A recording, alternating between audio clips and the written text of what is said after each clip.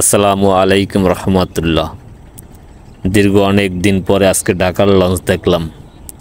দেখে মনের ভিতরে একটা অন্যরকম একটা ফিলিংস চলে আসলো, কারণ অনেক স্মৃতি মনে করে গেল।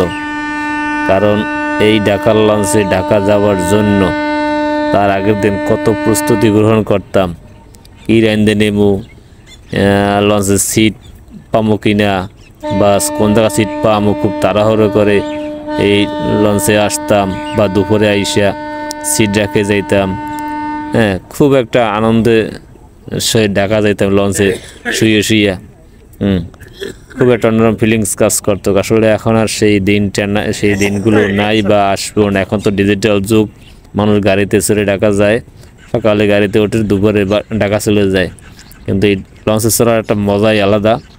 বা অনেক দিন পরে সেই লঞ্চটা দেখলাম, বেশ ভালো লাগলো। আপনাদের কেমন কীরকম লাগছে সেটা কমেন্ট বক্সে জানাবেন। এজন্য আপনাদের মাঝে সকালবেলায় লঞ্চের এই ভিডিওটা শেয়ার দিলাম। সকালবেলা লঞ্চও আসলো ঢাকা থেকে, আমরা দেখতে থাকুন।